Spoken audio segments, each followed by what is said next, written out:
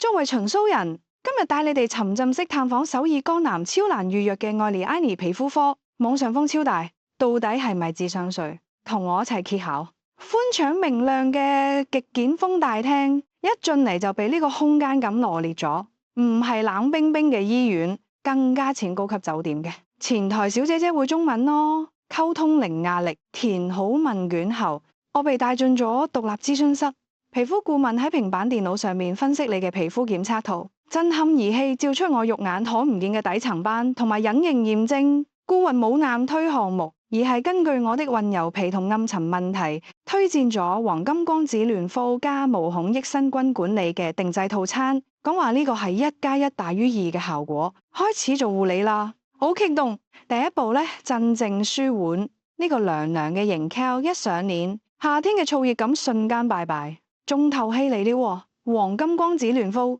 睇呢個金光閃閃嘅頭，光打喺臉上係溫熱嘅嗒嗒聲，有好似微弱嘅上皮筋彈咁，完全能忍受。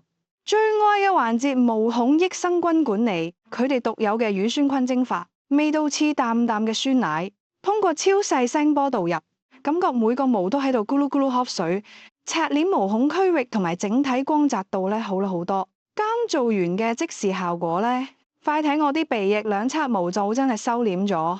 唔係完全隱形啊，但係變得超級規整，成張臉嘅通透感，好似自帶咗一層柔光濾鏡啊！摸上去滑溜溜嘅，坐咗喺休息區，開咗店裏邊提供嘅柚子茶。總結下今日嘅真實體驗：專業度9分，流程科學，分析暫時，舒適度10分，每個環節都充滿關懷感。效果我俾8.5分，即刻效果明顯，但係護膚係持久戰。性價比喺江南同等機構裏邊算非常合理啦。小貼士一定要官網提前預約，帶好護照喎。素人良心話值得一試，但別神化，適合想針對性解決皮膚問題、追求體驗感嘅你。今日嘅項目體驗就結束啦，下期想睇我探訪邊家美髮行裝，留言告俾我吧。別忘指點讚關注，一齊變美不迷路。